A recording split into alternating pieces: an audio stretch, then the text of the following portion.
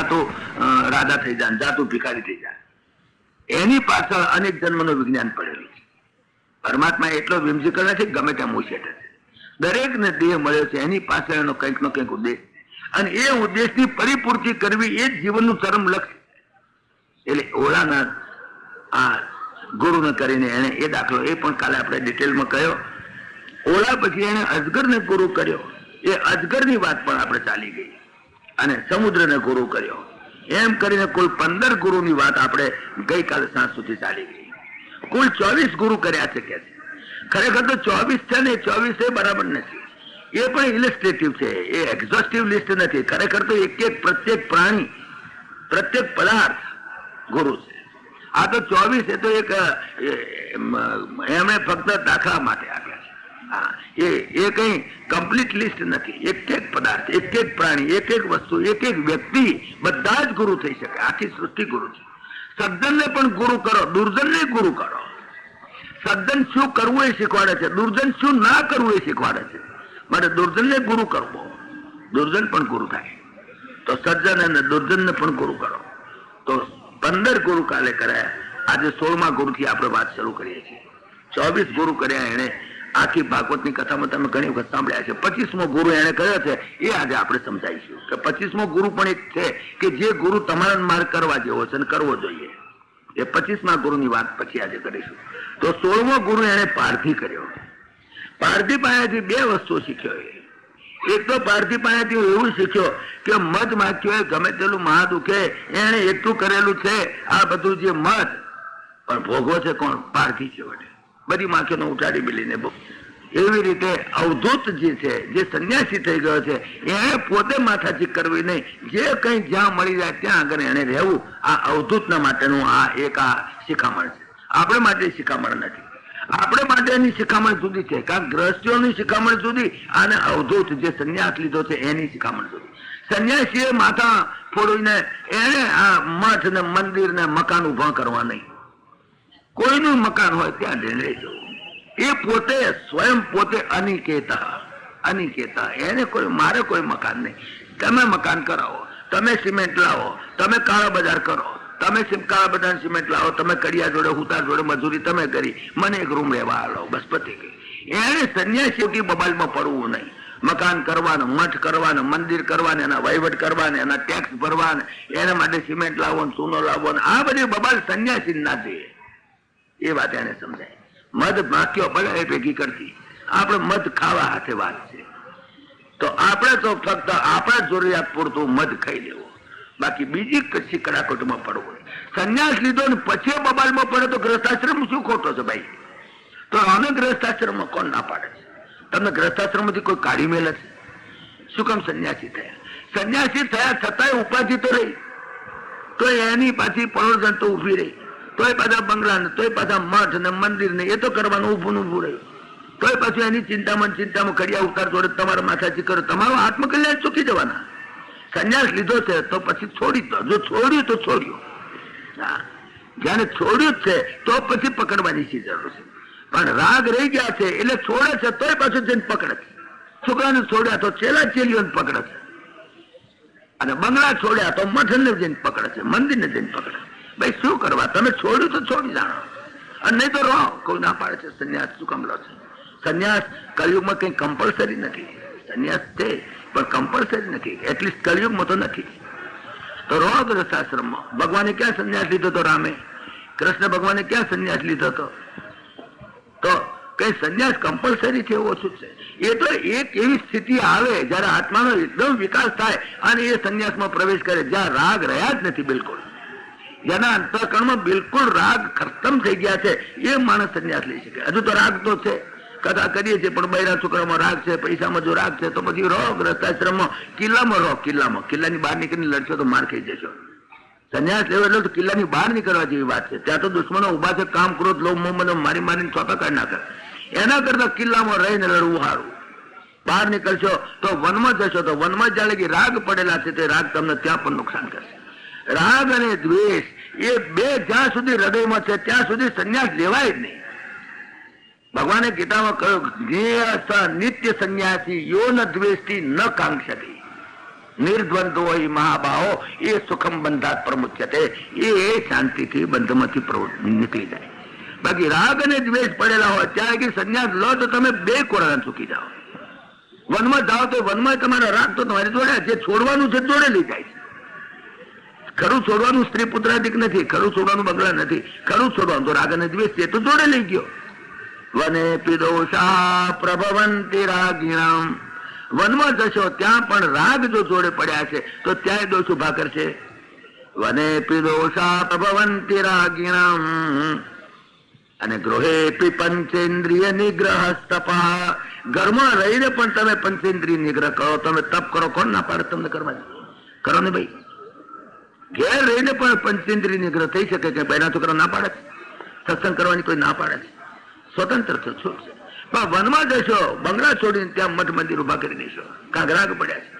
બહેરા છોકરા છોડીને જશો તો ચેલા ચીલે ઉભી કરી દેશો, રાગ પડ્યા છે.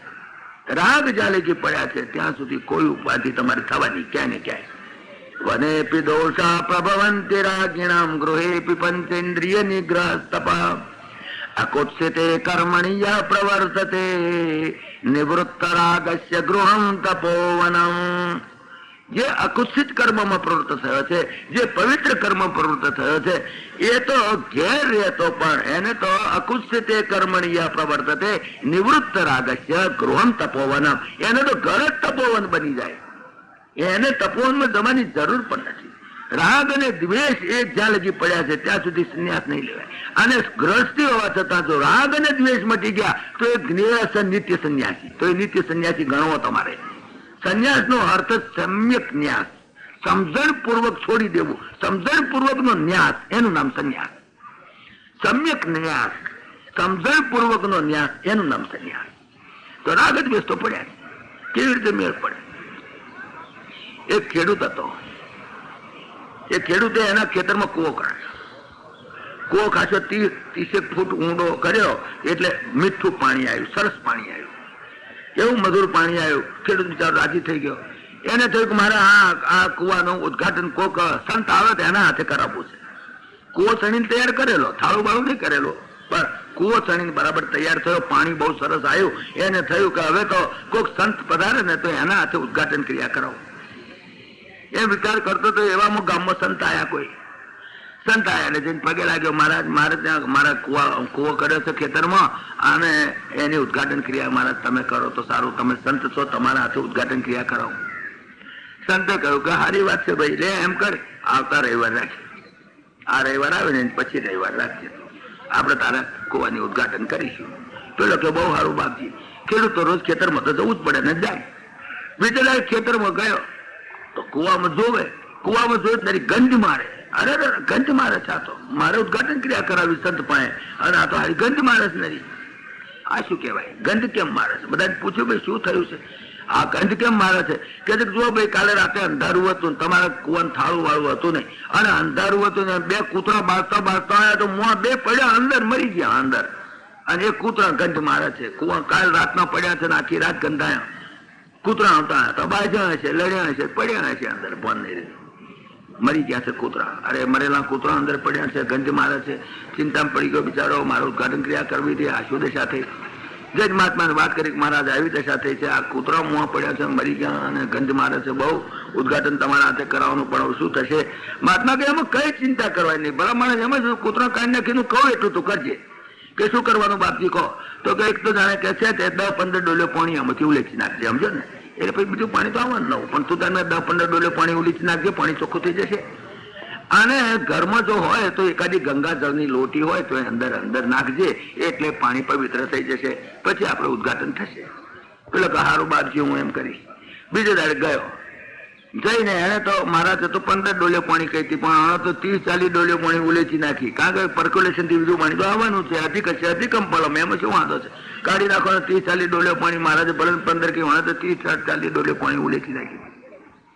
અને મહારાજે કહ્યું હતું કે એક લોટી ગંગાજળ નાખજે, પણ ઘરમાં સ્ટોક વધારે હતો, એને તો 8-10 ધબકારી દીધી. ચનવેરી વધારે પવિત્ર થતું ગંગાજળ છે ને, શું વાંધો છે? 8-10 લોટીઓ એને તો ધબકારી દીધી ગંગાજળની, અને 30-40 ડોલે પાણી ઉલેચી નાખી. બીજે દાડે પાછો ગયો, તારે ડબલ ગંધ મારે. પેલો ગભરાયો, મારું બેટું મહારાજે કહ્યું છે ડબલ, મેં કહ્યું આ તો ડબલ ગંધ મારે છે, આ શું કહેવાય? જે મહારાજને વાત કરી, મહારાજ તમે કહ્યું તે પ્રમાણે મેં કર્યું, પણ આ તો ડબલ ગંધ માણસ. કે શું કર્યું? અરે તમે તો 15 ડોલીઓ કહી હતી, મેં તો 30-40 ડોલીઓ પાણી ઉલેચી નાખી. તમે તો કહ્યું હતું કે 1 લોટી નાખજે, મેં તો 4 લોટી 5 લોટી ધબકાવી દીધી. મહારાજ કે એ કર્યું બરાબર છે, પણ પેલા કૂતરો, તો કે કૂતરો તો મહિનો મહી. એટલે મેર મૂર્ખા, કૂતરો મહિનો મહી છે ત્યાં લગી. જ્યાં સુધી રાગ દ્વેષના કૂતરા અહીંયામાં પડ્યા છે ત્યાં સુધી ગમે તેટલું તમે ગીતા અને રામાયણ ને ભાગવત નું ગંગાજળ રેડ્યા જ કરો. અગર ગમે તેટલું પાણી ઉલે તો 5,000 અહીં દાન કરો, 10,000 અહીં દાન કરો, 25,000 અહીં દાન કરો, ગમે તેટલું તમે પાણી ઉલે છો, ગમે તેટલા પૈસા ઉલે છો, ગમે તેટલા દાન કરો, અને ગમે તેટલું ગીતા અને રામાયણ ને ભાગવત નું તમે ગંગાજળ છે તો ગંગાજળ રેડો, પણ પેલા મરેલા કૂતરા રાગ અને દ્વેષના હૈયામાં પડ્યા છે એ જાણે કે બહાર ના નીકળે, તાણે કે કશે પહેલી વાર નહીં આવે, એ જીવનમાં સુવાસ નહીં આવે. જીવનમાં દુર્ગંધ જ આવે, એ જીવન ગંધાવાનું, એ જીવનમાં સુવાસ કદાપી નહીં આવે. જીવનમાં સુવાસ લાવ્યો તો રાગ અને દ્વેષ થી મુક્ત થયે જ છૂટકો. રાગ દ્વેષ વિયુક્ત વિષયાન ઇન્દ્રિય ચરણ આત્મવશ્ય વિધેયાત્મ અધિગચ્છતિ. એ પ્રસાદ એટલે કે પ્રસન્નતા. પ્રસાદ એટલે પેલો પ્રસાદ નહીં પ્યારાનો. પ્રસાદ શબ્દનો અર્થ છે પ્રસન્નતા, મનની પ્રસન્નતા જો પ્રાપ્ત કરવી હોય તો એક જ ઉપાય છે રાગ દ્વેષ વિયુક્ત વિષયાન ઇન્દ્રિય ચરણ. ભલે ઇન્દ્રિયો વિષયોની અંદર ભલે ફરતી કોઈ વાંધો નથી, પણ રાગ દ્વેષ વિયુક્ત આને આત્મવશ્ય, ઇન્દ્રિયો આત્મવશી હોય, આને રાગ દ્વેષથી મુક્ત હોય તો પછી ભલે ઇન્દ્રિયો વિષયોની અંદર ફરે, કોઈ ચિંતા નહીં, તમને જરૂર માનસિક શાંતિ થશે. પ્રસાદમ અધિગચ્છતિ. રાગ દ્વેષ વિયુક્ત ભગવદ ગીતાનો એક શ્લોક. આ ભગવદ ગીતા એટલે કે અર્જુન ગીતા અને આ ઉદ્ધવ ગીતા બંને પેરેલલ. પેલામાં 18 અધ્યાય છે, આમાં 24 અધ્યાય છે. પેલામાં વક્તા ભગવાન શ્રી કૃષ્ણ છે, આમાં પણ વક્તા ભગવાન શ્રી કૃષ્ણ છે. પેલામાં શ્રોતા જુદો છે, આમાં અર્જુન છે, આમાં ઉદ્ધવ છે. આટલો જ ફેર છે. અને આની અંદર પેલામાં સ્થિત પ્રજ્ઞાના લક્ષણો આપ્યા છે, અહીં સ્થિત પ્રજ્ઞાને સાક્ષાત ઉભો કરી દીધો છે. દત્તાત્રેય જાતે સ્થિત પ્રજ્ઞાને ઉભો કર્યો છે, અને સ્થિત પ્રજ્ઞા પોતે વાત કરે છે કે જો આ લક્ષણો મારા, તમે મારામાં લક્ષણો જોઈ શકો છો. ભગવદ ગીતાના બીજા અધ્યાયમાં તો સ્થિત પ્રજ્ઞાના માત્ર લક્ષણો જ આપ્યા, આની અંદર તો સ્થિત પ્રજ્ઞા સાક્ષાત વાત કરે છે યદુરાજા જોડે કે યદુરાજા સાંભળો, હું સ્થિત પ્રજ્ઞા, જુઓ તમે કે મારી પ્રજ્ઞા પ્રજ્ઞા એટલે વિઝડમ, ઇન્ટેલિજન્સ નહીં. ઇન્ટેલિજન્સ તો પાછું નકામું. Intelligent man is suppose to be rascally one. બાકી વિઝડમ છે, પ્રજ્ઞા જેની છે, વિશુદ્ધ પ્રજ્ઞા છે, સ્થિત પ્રજ્ઞા છે. સ્થિત પ્રજ્ઞા શબ્દ ગીતાનો સ્પેશિયલ શબ્દ છે, સ્થિત પ્રજ્ઞા. તો એ સ્થિત પ્રજ્ઞા આગળ વાત કરે છે, જ્યાં સુધી મનની અંદર રાગ અને દ્વેષ પડ્યા છે ત્યાં સુધી કદાપી જીવનમાં સુગંધી નહીં આવે. આ વાત એને સમજાય કે પારધી એ મને શીખવાડ્યું કે તમે સંન્યાસ લીધો તો બબાલમાં પડવું જ નહીં. બસ તો પછી માત્ર હરિચિંતન, હરિસ્મરણ અને સંન્યાસ એટલે પાકો સંન્યાસ, સમ્યક ન્યાસ, સમજણ પૂર્વક નો ન્યાસ. બસ એ હું શીખ્યો. અને ગ્રહસ્થીઓ માટે સમજાયું કે ગમે તેટલું ભેગું કરશો પણ તમારા હાથમાં નહીં રહે, એક દાડો બધું ઉડી જશે. એના કરતા આપતા રહો. સમાજમાંથી ભેગું કરી, તમારા બાપની મિલકત છે, સમાજમાંથી લીધું છે, સમાજમાં આપતા રહો. દાન કરો, દાન કરો. દાન કરવામાં હાથવાનું એટલું ભગવાને નથી કહ્યું તમે દાન ના કરશો. કહ્યું યજ્ઞ દાન તપા કર્મ ન ત્યાજ્યમ કાર્યમી વતત કરો. કારણ કે યજ્ઞ દાન તપા કર્મ પાવનાની મનીષિણા, એ તમારા અંતઃકરણને પાવન કરશે, અને અંતઃકરણ પાવન થશે તો આત્માનું પ્રતિબિંબ પડશે. અને દાન કરનારને દાન આપ્યાનો અહંકાર ન થાય, અને દાન લેનારને દાન લીધાની દિનતા ના આવી જાય અને દાન થઈ જાય. એનું નામ દાન. દાતવ્યમિતિ યદ્દાનમ દીયતે અનુપકારીને દેશે કાલે ચ પાત્રે ચ તદ્દાનમ સાત્વિકમ સ્મૃતમ. ને તો અસંખ્ય દાન કર્યા હતા પણ મૃગરાજાને કાચંડો થવું પડ્યું, એ કથા આપણે આવી ગઈ. એની અંદર આ જ વાત સમજાય કે દાન આટલા કર્યા, કરોડો ગાયોના દાન કર્યા, હોનાની શિંગડા વાળી અને ચાંદીની ખરીઓ વાળી કરોડો ગાયોના દાન કર્યા. દુનિયામાં પહેલા નંબરનો દાનેશ્વરી ગણાયો મૃગરાજા, કે જેટલા પૃથ્વી પરના રેતીના કણ છે એટલા દાન કર્યા છે, સમુદ્રમાં જેટલા બિંદુ છે પાણીના એટલા દાન કર્યા છે, અનેક વીઘા કરોડો વીઘા જમીનના દાન કર્યા, વસ્ત્રના દાન કર્યા, આનંદના દાન કર્યા. અને એવો રાજા દાનેશ્વરી હોવા છતાં અને હોનાની થાળીમાં 56 ભોગ જમનારો, એને બચારાને એક જરાક મિસ્ટેક થઈ ગઈ દાન કરવાની અંદર, તો એને 1000 વર્ષ સુધી દ્વારકાના કુવાની અંદર અંધારિયા કુવામાં જીવડો વેણી ખાવા પડ્યા કાચંડો થઈને. કેમ થયું? બસ આ જ મુશ્કેલી છે કે દાન કરનારને દાન આપ્યાનો અહંકાર ન આવે, અને દાન લેનારને દાન લીધાની દિનતા ન આવી જાય, અને દાન થાય. એનું નામ દાન. એમ તમે દાન કરો તો પણ અહંકાર આવી જાય. મારી તકતી તોડો, મારો ફોટો આવવો જોઈએ, સંદેશ ગુજરાત સમાચાર મારો વખાણ આવવા જોઈએ, નાતના પટેલ આવો મને હાર કરવા જોઈએ, જો દાનેશ્વરી ખલાસ થઈ ગયા. દાન આપો તો એવી રીતે આપો કે દાન આપ્યાનો અહંકાર ના આવે. કોઈ મજૂર કરનાર મજૂરી ભાઈ હોય, હવે એને તમે છે મજૂર કરીને 8 આના બદલે 12 આના આપી દો, રૂપિયા આપી દો. અથવા બુટ પોલિશ કરાવો તમે 25 પૈસા બદલે 50 પૈસા આપી દીધા. તમને અહંકાર નહીં આવે, ક્યાં મફત આલ્યા છે, બુટ પોલિશ કરાવીને આલ્યા છે, એને બિચારે મજૂરી કરી છે, એમાં શું છે, તમને અહંકાર નહીં આવે.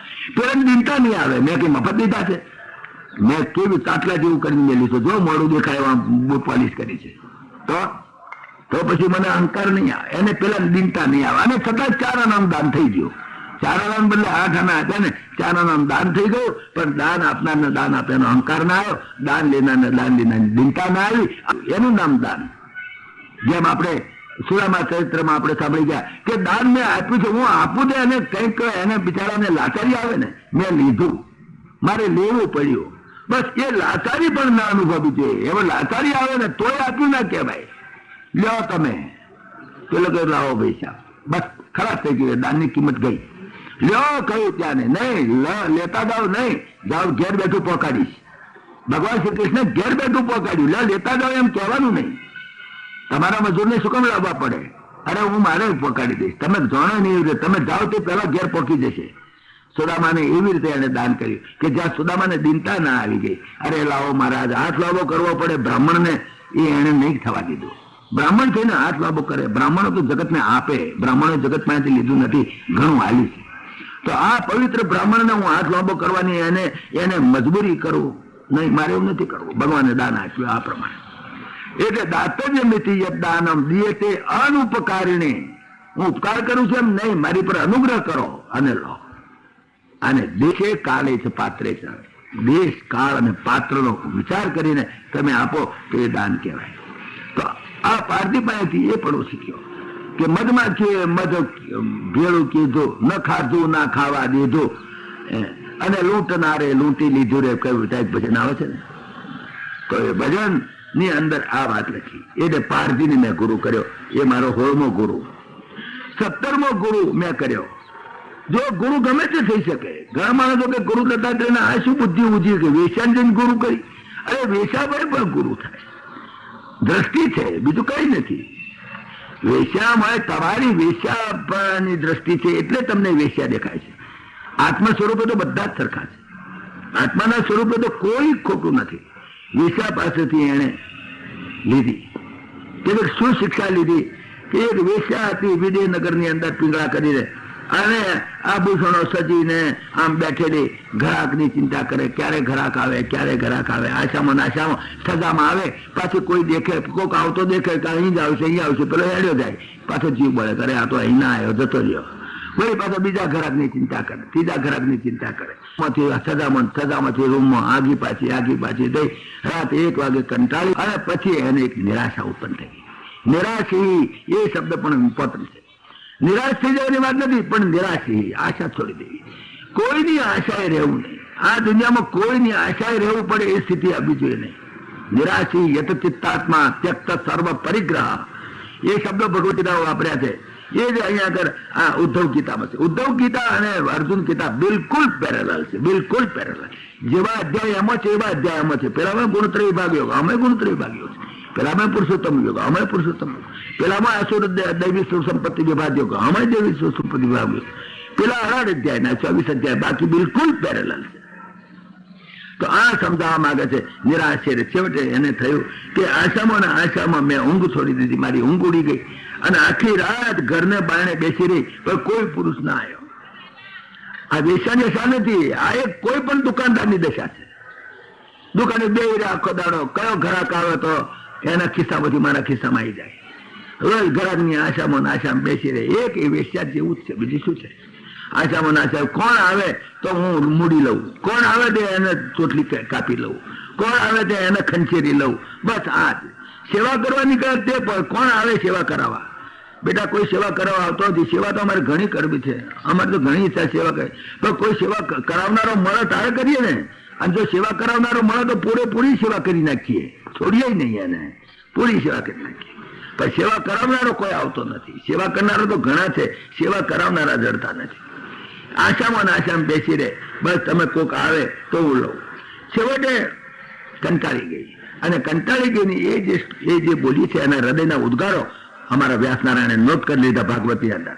અહો મયાત્મા પરિતાપિતો વ્રથા, એકાદશ સ્કંદના 9મા અધ્યાયનો 32મો શ્લોક, અને એની અંદર પિંગળા બોલે છે અહો મયાત્મા પરિતાપિતો વ્રથા, આ મારા આત્માને અમથો મેં પરિતાપ કરાયો, નકામો જીવ બાળ કર્યો, કશી છોડ હાથમાં આવીને ધૂળ હાથમાં ના આવી. પણ આખી જિંદગી જીવ બળતરા તો કરી જ ને, આખી જિંદગી જીવ બળતરામાં મેં કરી, અને છેવટે કઈ હાથમાં ના આવી. માણસે નિરાશિત થવું, માણસે બહુ આશાઓમાં નહીં રહ્યો. આશા છે ને, આશા તો ઘણાની છે, ઘણી ઘણી મોટી મોટી આશાઓ છે. આશાઓ તો ઘણી છે. હજુ મારા છોકરાઓને અમેરિકા મોકલવા છે, 4 છોકરા છે ને, બંગલા તો 3 જ બંધાયા છે. એક બંગલો વધારાનો બંધાઈને જવું તો સારું, છોકરા મુઆ પાછળથી બાંધે નહીં. એમ તો ઘણી આશાઓ છે. જીવની આશા રે ડુંગર જેવડી, પણ મરણ ડગલાની હેઠ, પગની તળે મરણ છે, અને ડુંગર જેટલી આશાઓ માણસ કરે. જીવની આશા રે ડુંગર જેવડી, મરણ ડગલાની હેઠ, જંપીને જરીએ બેઠો નહીં, વાગી અચાનક ઠેસ, ભૂલ્યો મન ભમરા તું ક્યાં ભમ્યો. કેવા કેવા સુંદર આપણા ગુજરાતી સંત કવિઓએ કવિતાઓ લખી છે, ભાગવત ઉપરથી લખી છે. ઋષિરાજ મહારાજના ભજનો આવે છે ત્યાં મહેસાણા જિલ્લાના વિજાપુર તાલુકાના ઋષિરાજ મહારાજ એવા ભજન લખ્યા છે કે જે ભજનો આપણું હૃદયને હલાઈ નાખે. ભૂલ્યો મન ભમરા તું ક્યાં ભમ્યો, અહો મયા નીચ મના રેવત કૃતમ જે બોલે, અહો મયાત્મા પરિતાપિતો વ્રથા, આજ ભૂલ્યો મન ભમ ક્યાં ભમ્યો, અડકાયા કૂતરાની જેમ તું ભમ્યો દિવસ ને રાત. અડકાયા કૂતરાની માફક નાશ કરી, જ્યાં જો તો અડકાયું કૂતરું જેમ નાશ કરે. કૂતરા બિચારા નાશ કરે, જેને કામનાઓના વાસનાઓના કીડા ખતબત થતા નાશ કરે, શાંતિ નહીં. એક ગામમાં કૂતરા હતા લગભગ 30-40, રોજ બિચારાને જમાડે. આ પેલી ચાટ રાખે છે ને, ચાટમાં ખીચડી નાખે ને એમાં છાશ રેડે ને કૂતરા બધા ખાઈને પછી ઝાડ નીચે જઈને શાંતિથી હોઈ જાય, આરામથી ઊંઘે. એમાં એક કૂતરું હતું, નાશ કરે, બિલકુલ નાશ કરે. પેલા હોતા હોય કૂતરો, એની ચિંતા થાય મારું બધું આ કૂતરું નાશ કેમ કરે છે, અને પગમાં ગજવેલ ઘાલી લાગે છે, સ્કૂટર લઈને નાશ કરે છે, મોટર લઈને નાશ કરે. આનામાં શક્તિ કેટલી બધી તમે જુઓ તો ખરા. નાશ કરે, આપણે હકે ઊંઘીએ છીએ અને આમ હું નાશ કરે છે. આના પગમાં બહુ જોર લાગે છે. મને તો ચ્યવનપ્રાશ બહુ ખાતું હોય છે, એટલે એના શરીરમાં શક્તિ બહુ છે. નાશ બહુ કરે છે, એનામાં શક્તિ બહુ છે. એના પગમાં ગજવેલ ઘાલી લાગે છે, બિલકુલ જમ્પિંગ બેહતું નથી. આપણે તો હોતા છીએ, આત્મા બધું નાશ કરે છે. તો એનું કારણ શું? એનું સિક્રેટ ખોલી કાઢીએ કે આનામાં આટલી બધી શક્તિ આવી ક્યાંથી, આટલું બધું નાશ કરે છે કેમ? આનામાં ગજબની શક્તિ કહેવાય. એક મિનિટ હકણો બેહતો નથી, બિલકુલ નાશ કરે છે. આનું કંઈક સિક્રેટ હશે, ખોલી કાઢો. બોલાયો પેલા કૂતરાને, અલ્યા ભાઈ બેસતો ખરો, અમે તો હકે ઉતા છીએ, તું નાશ શું કામ કરે? તારા પગમાં ગજવેલ ઘાલી છે, તું કઈ ચ્યવનપ્રાશ કે કઈ ખાસ બદામ ખાસ, તારામાં આટલી બધી શક્તિ ક્યાંથી? કે પૈસા શક્તિ તો કહે નથી. માથામાં કીડા પડ્યા છે, હકે બેહવા દેતા નથી. મને હું બેહું તો શું કરું? મારા કીડા જ ખતબત થાય છે. કેવી રીતે હકે બેસી શકો? જેના મનમાં કામનાઓને વાસનાઓના કીડા પડ્યા હોય એ હકે હોય હકે નહીં. એ તો કીડા કાઢી નાખો તો હકે ઊંઘ આવે. 9 વાગે હું જાઉં, 9-5 મિનિટ ઘસઘસાટ ઊંઘી જાઉં. પણ ખતબત કીડા પડ્યા હોય તો એ ગમે તેટલી ગોળીઓ ખાવ તો ઊંઘ ના આવે. અડકાયા કૂતરાની જેમ તું ભમ્યો દિવસ ને રાત, માયાએ બાંધેલ પ્રાણીઓ એવો બંધાઈ ગયેલો છે, સમજો નહીં શુદ્ધ વાત. ભૂલ્યો મન ભમરા તું ક્યાં ભમ્યો, ખોટો ખેલ સંસારનો, આતશબાજીનો રંગ. આતશબાજી છે, ફટાફટ ફૂટ્યું. પાકળક પછી પોતાનું ધારું ઘોર ખલાસ થઈ ગયો. આતશબાજીના ફટાફટ થઈ ગયો. 50-60 વર્ષમાં જે કઈ ફટાફટ તમારી થઈ ગઈ. પછી રામ બોલો ભાઈ રામ, આ હેડ્યા થયું. કઈ ફટાફટ આતશબાજીનો ખેલ પૂરો થઈ ગયો. ખોટો ખેલ સંસારનો, આતશબાજીનો રંગ, રમતા વરસ વિખ્યા ગણ 60 વર્ષથી આતશબાજી ચલાવી ક્ષણમાં થાશે ભંગ, 1 સેકન્ડમાં ખતમ, ગયા હાર્ટ એટેક. શું થયું? હાર્ટ એટેક થઈ ગયો, ખલાસ થઈ ગયો. ક્યાંથી લઈને હાર્ટ એટેક આવ્યો કોણ જાણે, કઈ સમજણ જ પડતી નથી. હાર્ટ એટેક શું છે એમાં સમજણ પડતી નથી.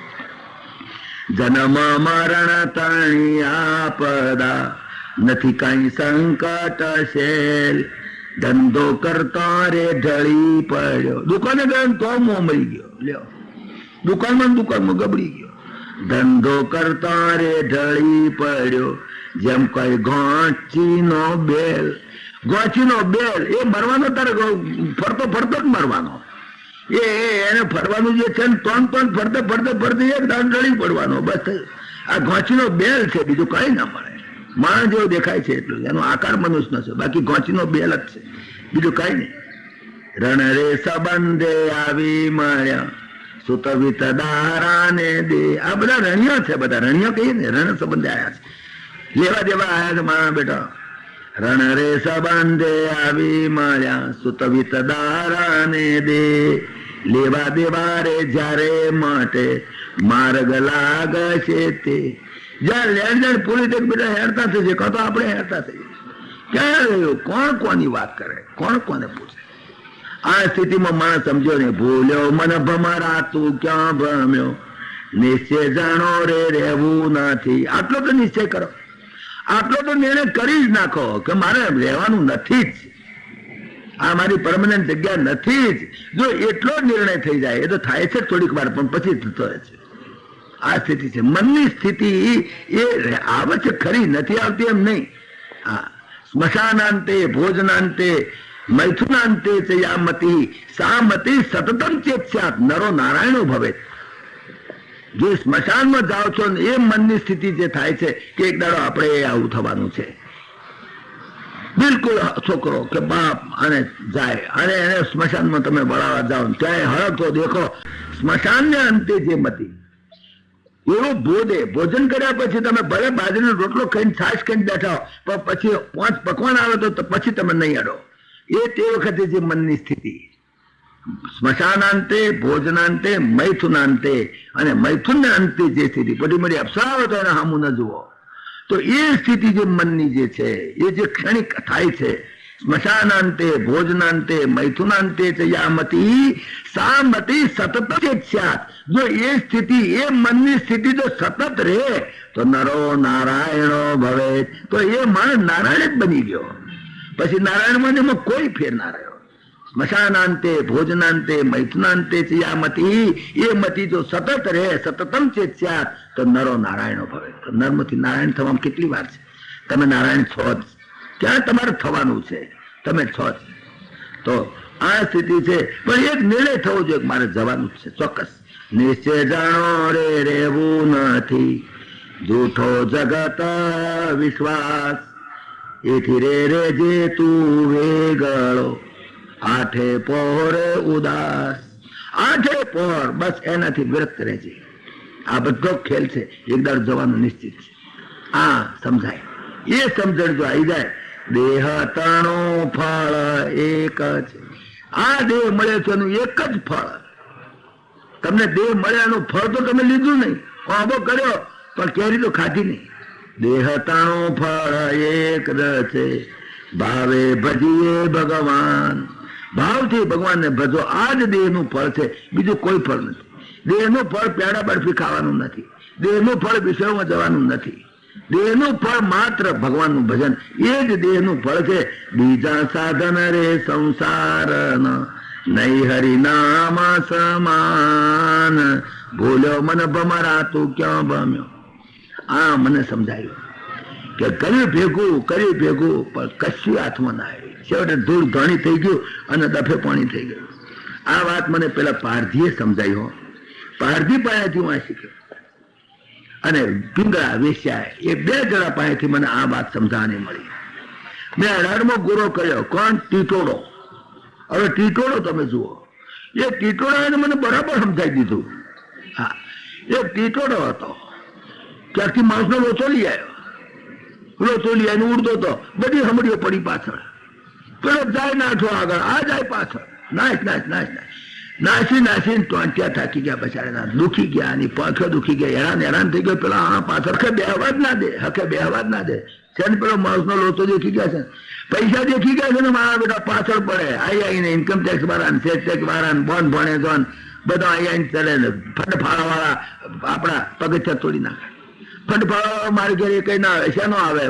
દેખે તો માણસનો લોચો દેખે તો આવે, બેટો આવે જ શાનો આવે? પૈસા જો દેખાતો તો બધા મારા બેટા બાંધવા જાય, ત્યાં બધા પાછળ પડે. બોન્ડ ભણે જો આવે, લાવો પૈસા લાવો, અમને હાલો. તમારે કોણ ખાનારું છે? પાછા ડોમ દેતો જાય ને લેતો જાય પાછા. તમારે કોણ ખાનારું છે? અમને હાલો. હવે આપણે મળ ભેગું કર્યું હોય, પરણ પાપ કરી ભેગું કરી મારા બેટા લઈ જાય વિચાર. તો શું કરે? બંધ પડે બરાબર. પેલો માણસનો લોચો દેખી ગયા છે એટલે. નહીં તો અકિંચન હોય એને તો કોઈ ઉમરે ચડે નહીં, આવે જ નહીં. શાંતિ નિરાશ, કોઈ પણ બાળા વાળો કોઈ આવે જ નહીં આપણે ઘેર. જાણે કઈ પાસે કશું હાલશે જ નહીં, કઈ પૈસા મારી પાસે થઈ પતી નકમ ધક્કો ખાઓ. ફંડ પાડા વાળા બીજા ત્રીજા જીવ ખાઈ જાય તમારો. કે છે કે એ ટીટોડાની પાસે માણસનો લોચો દેખો બધા પડ્યા પાછળ. કાયો થઈ ગયો, નાશ કર્યો, આખા આકાશમાં હેરાન થઈ ગયો. પછી એમ થયું કે બધાનું કારણ આ છે, મારું બધું માણસનો લોચો એને ઉછેટી દીધો એટલે બીજાના હાથમાં આવ્યો તો બધા એની પાછળ જ પડ્યા. પેલો હક થઈ ગયું, લે સારું નિરાશ થઈ મરો જાઓ કરો ના નાશ તમારે કરવી. હું તો મારી બેઠા બેઠો છું, ઝાડ ઉપર જઈ શાંતિથી બેઠો, થાક ખાધો, પાણી પીધું, સારું થયું, લે નિરાશ થઈ. હું આ બધા આ માણસનો લોચો તો મારા બેટા પાછળ પડ્યા તો હેરાન કરી નાખ્યો, સારું થયું નથી. એક માંસ પિંડ એને છોડી દીધો, ફોકી થઈ ગયો. તમે એવું તમારું પાસે ના રાખો, એવો લોચો લઈને ફરક પડે, કોટલી બધા પાછળ ભમે. એવું નહીં કરવું. ગોળ થઈ જાવ બહુ તો તમારી પર મંકોડા ચડી જાય. ગોળ થઈ જાય મંકોડા ચડે. તમે એટલા બધા ગળ્યા ના થઈ જાવ કે તમારી પર મંકોડા ચડી જાય. અને તમે એટલા બધા કડવા ના થઈ જાવ કે તમને બધા થૂ કરે. હાથવા જેવું છે. એટલા બધા કડવા ના થઈ જશે કે લોકો થૂકી નાખે. અને એટલા બધા ગળ્યા ના થઈ જશે કે મંકોડા તમારી ઉપર ચડી જાય. સમધારણ રહેવું બસ. આ મને વણી પાસેથી ટીટોડા પાસે જાણવાનું મળ્યું કે મારું બધું આ ખરું, આ સ્કીમ સાચી. બસ એનાથી હું સુખી થઈ ગયો. 19માં મેં ગુરુ કર્યો. 19 મેં બાળકને ગુરુ કર્યો. દત્તાત્રેય ગુરુ, આખા જગતનો ગુરુ, બાળકને પણ ગુરુ કરે. એ પિંગળા વેશ્યાને પણ ગુરુ કરે. કેમ? દ્રષ્ટિ છે, બીજું કઈ નથી. કારણ કે દ્રષ્ટિ તમારી હોય ને તો તમે બધું જોઈ શકો. દ્રષ્ટિ છે, દ્રષ્ટિ જેમને નથી એ માણસ નથી. અમારે એક ગુરુ હતા, એ સંત મહાત્મા પાસનો રહેલો થોડો વખત. તે મને બોલાવે ને, જયારે બોલાવે કે એ પશુ અહીંયા, તો મને ખોટું લાગે. હું કોલેજમાંથી નીકળેલો અને મહારાજ મને પશુ કઈ બોલાવે. મને સંતના ઉપર મને પ્રેમ હતો એટલે મને એમ થાય. પણ આમ તો બીજી બધી બરાબર મહારાજ હારા હતા, પણ મને જયારે બોલાવતા કે એ પશુ અહીંયા, મને ખોટું લાગે. મેં કહ્યું કે આ કેમ મને પશુ શું કામ? હું માણસ જેવો માણસ હું પશુ કઈ બોલાવે છે. પછી એક દાડ તો મહારાજ ના રહેવાય. મેં મહાત્માને પૂછ્યું કે મહારાજ મને તમે પશુ કહો છો નથી, સારું નથી લાગતું. હું પશુ છું? તો કે પશ્યતી પશુ. જે જુએ, જે જોઈ શકે. ભેંસ પણ જુએ છે, ગાય પણ જુએ છે, કૂતરું જુએ છે. જે જુએ બધા પશુ કહેવાય. પણ જેનામાં દ્રષ્ટિ હોય એ મનુષ્ય કહેવાય. આંખ તો બધાને આપી છે. ઘોડા, ગધેડા, ભેંસ, પાડા બધાને આંખ તો છે, જોઈ તો શકે છે, પણ દ્રષ્ટિ છે. ગાય ભેંસને ખબર નહીં પડે કે હાથ પેઢી એકને છોકરો છે તગડી નાખું છું. કૂતરાને ખબર નહીં પડે, દેખે ખરું, છોકરું દેખે, પણ એની દ્રષ્ટિ નથી કે આ છોકરાનું કઈ તો બચાવને હરકવા લાગશે. દ્રષ્ટિ નથી. માણસમાં એટલો વિવેક છે. વિવેક એટલે દ્રષ્ટિ, એટલે વિવેકપૂર્વકની જોવું, તેનું નામ. તો દ્રષ્ટિ મુખ્ય વસ્તુ છે.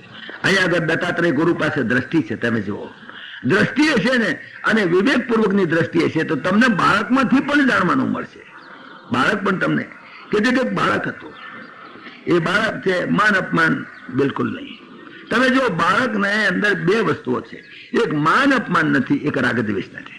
એ કદાચ કોઈક રમકડું લે, કદાચ 10-15 રમકડા હોય પડ્યા હોય, એમાંથી એક રમકડું લે તો એ રમકડા પ્રત્યેનો પ્રેમ છે માટે નહીં.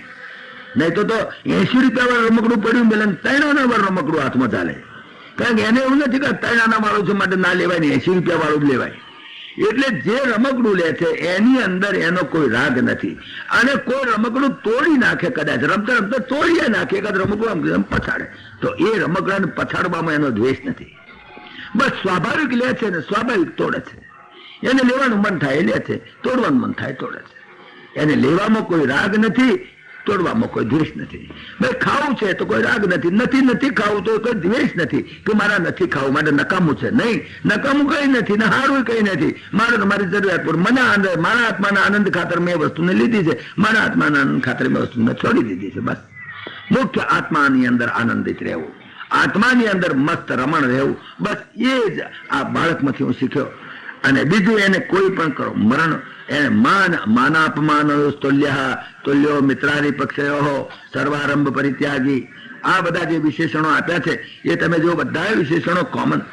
તમે જો બીજા અધ્યાયની અંદર ભગવદ્ ગીતાના બીજા અધ્યાયની અંદર સ્થિત પ્રજ્ઞાના લક્ષણ આપ્યા છે, પછી 12મા અધ્યાયની અંદર ભક્તના લક્ષણ આપ્યા છે, 13મા અધ્યાયની અંદર જ્ઞાનીના લક્ષણ આપ્યા છે, 14મા અધ્યાયની અંદર ગુણાતીતના લક્ષણ આપ્યા છે. આ બધા લક્ષણો તમે ભેગા કરો, તમે લક્ષણ ધ્યાન ઓલ કોમન. જે સ્થિત પ્રજ્ઞ થાય એ ભક્ત થાય છે, જે ભક્ત થાય એ જ્ઞાની થાય છે, અને જે જ્ઞાની હોય એ ગુણાતીત થાય છે. તો ભક્તના, જ્ઞાનીના, ગુણાતીતના અને સ્થિત પ્રજ્ઞના બસ એક જ લક્ષણો છે. એમાં પણ એક જ લક્ષણ આવે. ભક્તના લક્ષણ, ભક્ત પણ કોણ? તો ભક્તમાં જ્ઞાન ઓટોમેટિક આવે. જયારે જ્ઞાની હોય એ જ્ઞાનીમાં ભક્તિ હોવી જોઈએ. હા, જ્ઞાનીઓ પણ મયી ચ અનન્ય યોગેના ભક્તિ અવ્યભિચારિણી, એ જ્ઞાનીના 20 લક્ષણોમાં બતાયા. જ્ઞાનીના 20 લક્ષણો ભગવદ્ ગીતાના 13મો અધ્યાય બતાયા છે કે જ્ઞાની કોને કહેવાય. જ્ઞાની એટલે M.Com LLB થયેલો B.Com થયેલાની વાત નથી. એ જ્ઞાની કહેવાય જ નહીં. જ્ઞાની એને કહેવાય કે જેની અંદર આટલા 20 લક્ષણો હોય. 20 લક્ષણો બતાવ્યા છે ભગવદ્ ગીતાના 13મા અધ્યાયમાં. અમાનિત્વમ, અદંભિત્વમ, અહિંસા, ક્ષાંતિ, આર્જવમ, આચાર્યોપાસનમ, શૌચમ, સ્થૈર્યમ, આત્મવિનિગ્રહ, ઇન્દ્રિયાર્થેષુ વૈરાગ્યમ, અનહંકાર એવ ચ, જન્મ મૃત્યુ જરા વ્યાધિ દુઃખ દોષાનું દર્શનમ, અશક્તિ, અનભિસ્વંગા, પુત્રદાર ગૃહાદિષુ. સિમ્પલ શબ્દો છે, સમજાવ્યા છે.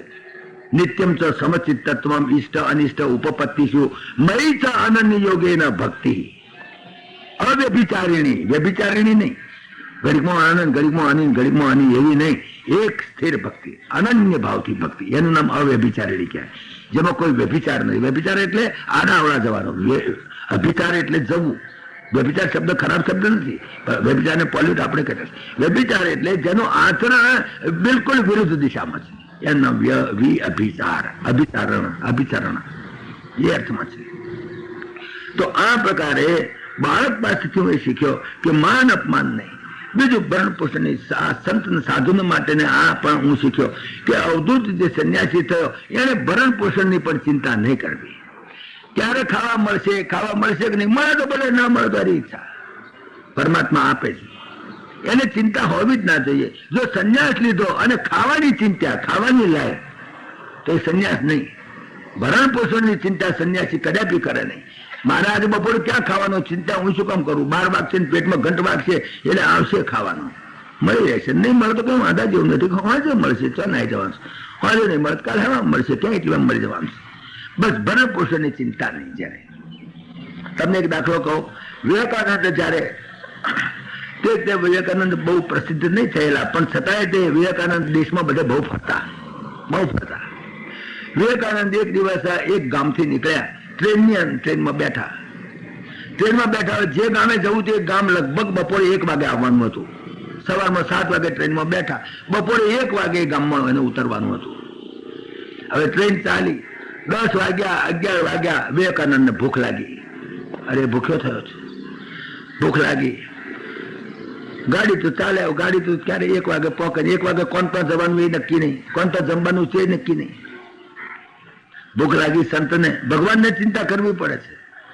સંન્યાસીને, સંતને ભૂખ લાગે તો ભગવાનને પહેલી ભૂખ લાગે.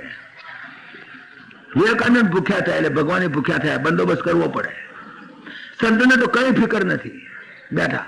એમ કરતે કરતે 12 વાગ્યા પેટમાં કકડીની ભૂખ લાગી. કકડીની ભૂખ લાગે ને ત્યારે ઘણી વખત એવું બને, બહુ ભૂખ લાગે ત્યારે ઊંઘ આવી જાય. એક તો ગાડી ચાલતી હોય ને ભૂખ બહુ લાગે, હંમેશા ભૂખ્યો ગુજરાતી ઊંઘે.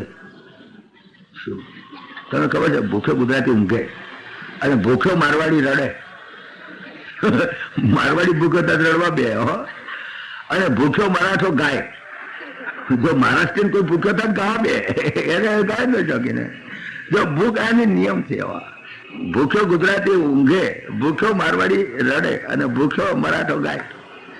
હા બિચારા ઊંઘ આવી ગઈ બરાબર 12 ટકોરે અને હું જોકો આવી ગયું ને એમાં ઊંઘ આવી ગઈ. ઊંઘમાં સ્વપ્નું આવ્યું. બોલો, ઊંઘ આવી ગઈ તો સ્વપ્નું આવ્યું.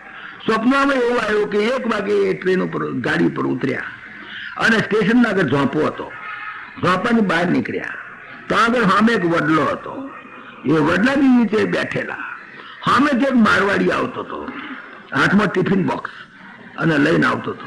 આવીને કે લે મહારાજ જમી લ્યો. મહારાજ જમ્યા. સ્વપ્ન ઉપડી ગયું, ખલાસ થઈ ગયું. અરે આ તો સ્વપ્નું આવ્યું મારું બેટું, આ તો હું તો ભૂખ્યો હતો.